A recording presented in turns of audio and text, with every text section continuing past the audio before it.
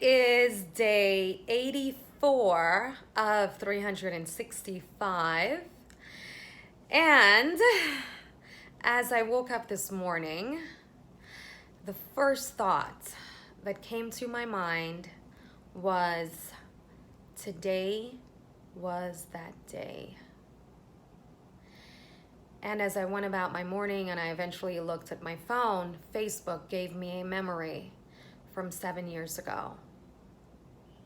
And it was the post that I made right after my mom died to inform family and friends that there will be a funeral.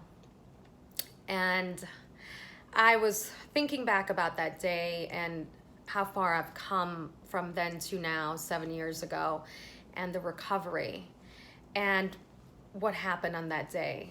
And that phone call was the phone call that I most feared for many, many years before.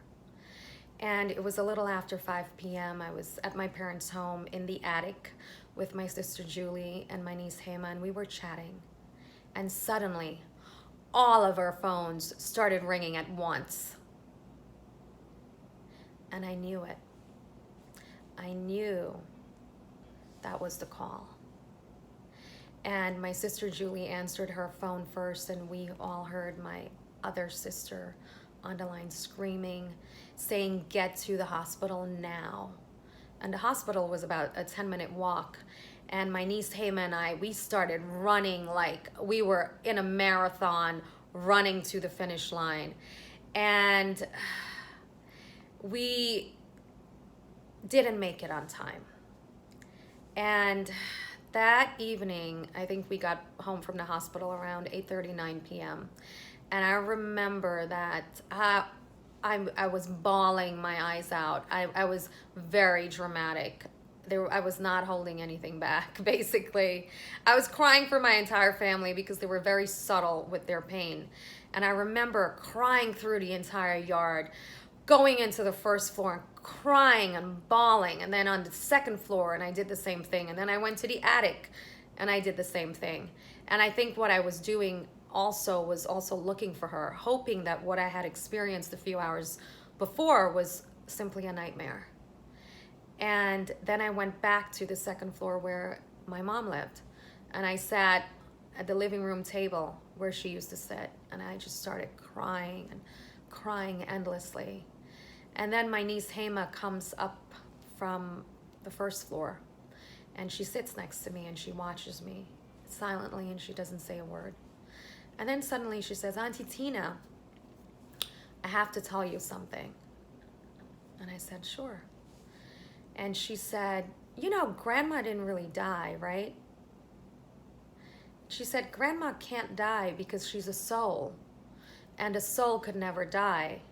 She's going to always be with us. She's with us now. She will be with us forever." And wow. Yep. 13 years old. And her and my mom were best friends. She would do my mom's hair. She would do her nails. I mean, they did everything together. I think she knew my mom more than any of us. And every time she came home from school, the first thing she would do is run upstairs and go see my mom. And she was the one consoling me. And I knew what she said was true, that my mom's soul could never die. But with the pain that I was in and the reality that I was facing, I couldn't feel that. And eventually I did. Eventually, as the years went on and I recovered and I became better, I feel my mom's spirit and soul around me now more than I ever did, especially that I'm able to share stories like this with you about her. And those words from this sweet little girl, who is now 20 years old, by the way, really helped me through my roughest times, because I would always remember her words echoing at my worst moments of pain. And kids, man. Mom and her best friend. So lucky to have her. That's what I guess I wanted to share with you today.